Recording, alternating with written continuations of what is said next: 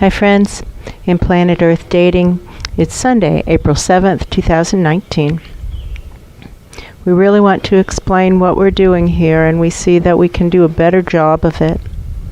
We are channeling angels and godly presences. We have both been through extensive training programs that we still participate in for 29 years here. That's and true. However many years? 5 years. 5 years there, years. 5.5 years.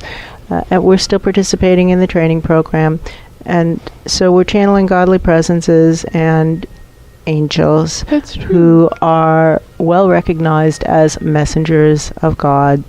And if you don't want to believe that, then this isn't the right place for you to be spending your time. Well, that's true. And we invite you to find something else to do with your time. And it's a nice presence upstairs who's saying that. Now this is the Lynn life, and this is the Jamie body mind.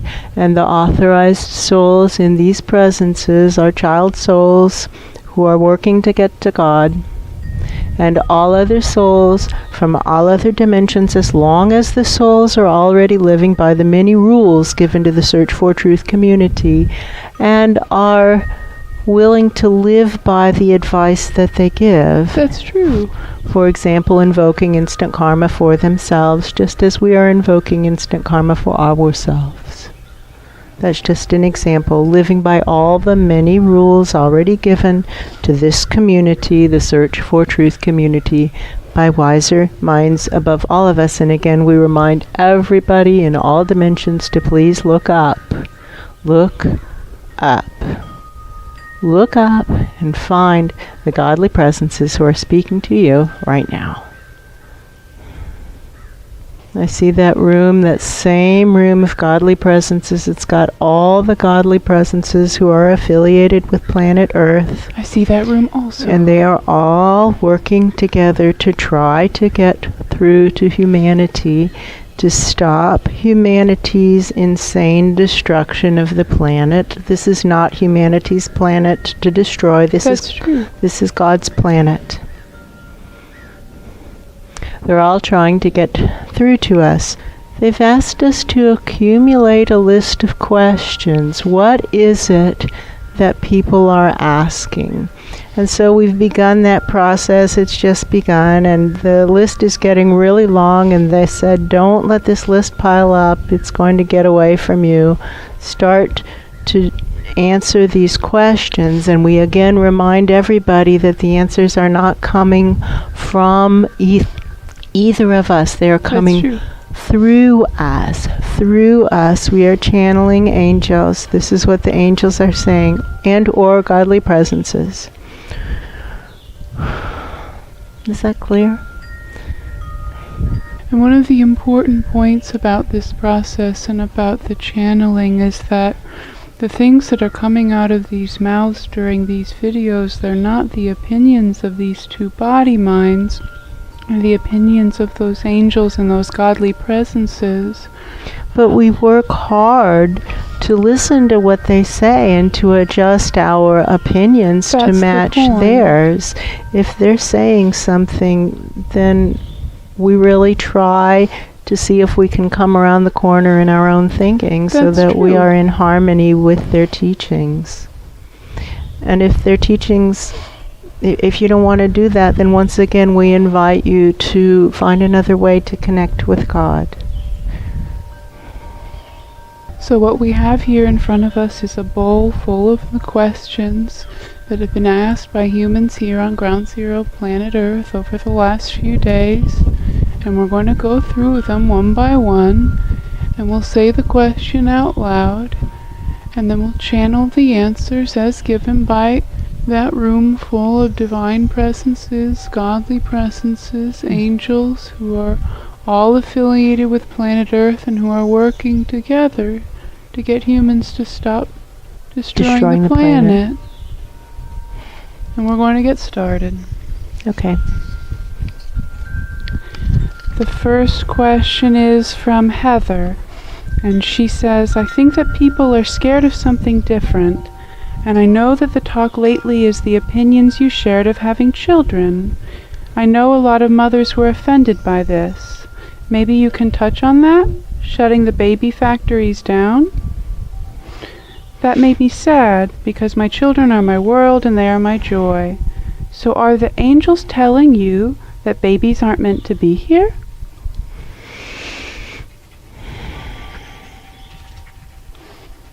This is a wonderful question. What the angels are saying is that humans are destroying the planet, and we really have to keep that as the frame of reference, that already more than half of all other life on Earth has been destroyed by humanity. More than half. We're past the halfway point. That's true. And humans aren't even lifting the foot off the accelerator at all in just the race to destruction. That's true. So we also know somebody else in that, that's what one presence in that higher dimension room says. That's and another true. presence says, we know that we believe the ideal number of humans to be somewhere between 500 million and 2 billion. If humanity's count drops under 500 million, we would say, go forth and be fruitful. Fruitful multiplication.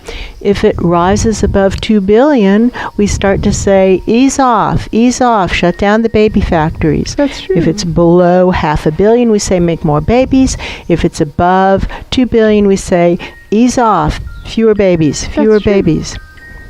So we want to make really clear that this is what look at all those nodding heads. Every single head in the room is nodding. They're all agreeing with this. And maybe what would be helpful is this. There's some perversion of what's going on. Some people seem to think that these are our opinions. So let us just, they're saying, try this. It might be Pan who's saying... It might be Pan, the guardian of the nature realms. Guardian of the nature realms, who's up there with Miriam. Her name is Miriam. That's true. Mother Mary, and also the planetary consciousness, and all these other godly presences. They're all up there. They're all up there. That's true. And Pan is saying, tell them where your position was. And so we can do that. That's true. What was your plan? Oh, well, this one very much planned on having children. Mm-hmm. And not just one. We were hoping for 2. 2 seemed like a good number. 2 is the societally approved number right now in North America. And we raised our children, and like many people of this generation, we were looking forward to having grandchildren. That's right. And our children had moved away from where we had lived. They were born and raised in Florida. That's true. Our daughter was in New York City, and our son was in Boston. That's right. And so, and we were teaching up and down the East Coast, so it really didn't matter where our home base was, as long as we were close enough to an airport. That's true. And so we were planning to move to Providence, which we loved. That's right. Where our son went to college. He went to college in Providence, and we had come to love Providence. So we were going to move to Providence because it was in between New York City and Boston, and we could be an actual helpful grandmother, because we think that many people are unprepared for the reality of children and how much work it is to actually do it right. And as a result, most people are really bad parents. That's true. And they don't do it right. They do a crappy job. It doesn't seem that the nuclear family actually works without the support of extended family. It actually does take a village to raise a child. And that's true. In our mobile culture, there often isn't a village. So we were prepared to uproot our life, leave our home, move to Providence so that we could be a supportive grandmother. That's true. And then the angels started saying, shut off the baby factories. We can't be having children. There's too many humans on the planet. Stop it, stop it, stop it, stop it, stop it, stop it, stop it. So we thought, wow, that's an interesting point.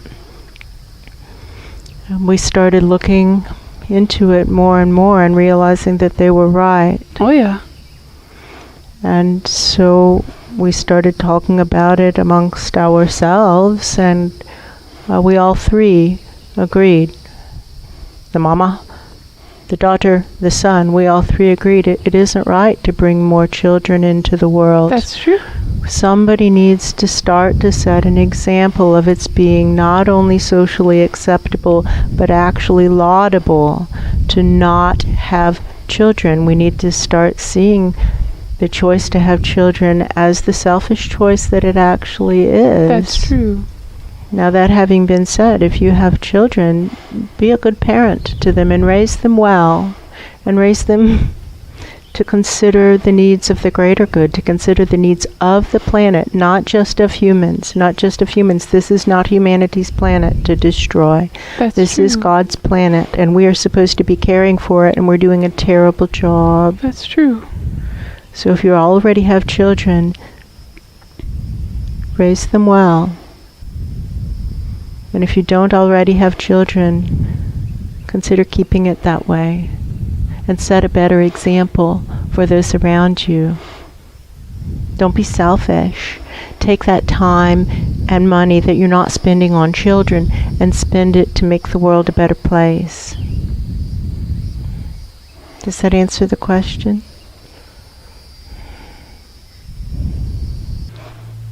Our next question comes from an anonymous viewer, and he asks, what do the angels think about suicide?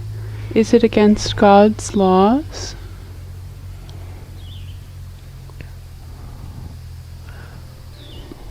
What do the angels think about suicide? Is it against God's laws? There's someone sitting at that table who's talking, and he's talking with a sad tone, and he's kind of looking down. Down at the table. Yes. And he's saying there's such a diversity of reasons that people commit suicide that it's impossible to give a single answer, and we understand the wish to have a rule of thumb that would always be applicable, but that unfortunately is not how life works or how reality works. And the truth is that sometimes suicide is the best option left on the table, and sometimes suicide is not the best option left on the table, and it's chickening out and running away.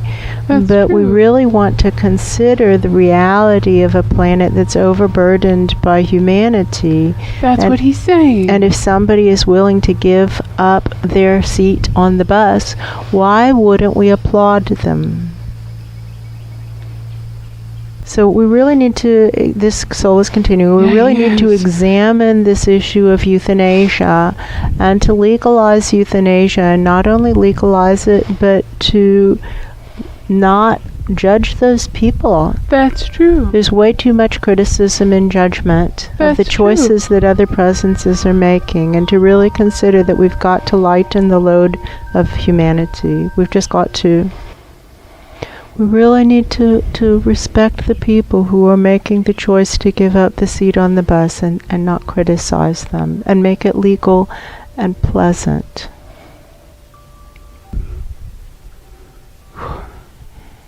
That's it. Does this answer the question? The next question is from an anonymous viewer, and they ask, what's going on here? Why are they acting this way? Not trying to hate, genuinely curious. What's going on here is that we are channeling from the angels and godly presences who are affiliated with planet Earth, and that's the response from the perspective of the bodies. That's true. From the perspective of the presences, what's going on here is they're really trying to get through to humanity. That's true. Before humanity completes the destruction of this planet, and they really want humanity to get that this is not the first time societies have risen and fallen on Earth, and they're pointing to Atlantis, which some people think is a myth and other people have distinct memories of, and so that would kind of suggest that it isn't a myth, because there's too many people who remember Atlantis, and they remember it well, and their stories match. That's true. So it was real. It's under the ocean right now. That's true. If that civilization rose and fell. And now they're arguing that it can't be under the ocean. Somebody's arguing it's humans or somebody. It's not those presences. It could just be dead people. It could be dead people arguing. And they're saying, look, if it took them so long to find the Titanic, which they happen to know roughly where it sank. That's true. And it's taken them that long, and it hasn't really even been all that long since the Titanic sank. Let's just say it's been 10,000 years since Atlantis sank. And nobody really knows exactly where it is, somewhere in the Atlantic. That's true. And it's hard to find. Chill out. There you go. It's buried. Buried in the silt. What was the question? Yeah. Did it answer the question? What's going on here? Why are they acting this way?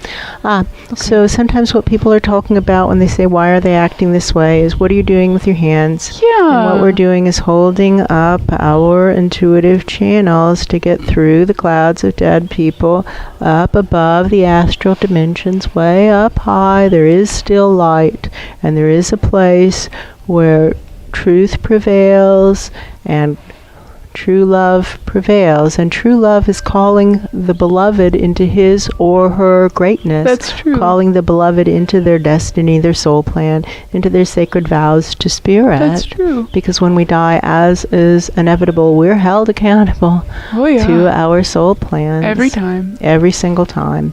There's no getting out of it, other than just doing what we said we would do. That's true. And so being loving is holding someone accountable to their soul plan. That's what we're trying to do. Keep our own sacred vows to spirit. That's what's going on here fundamentally, is you see two lives who are working as angelic channels in an attempt to keep their sacred vows to spirit. Does that answer the question?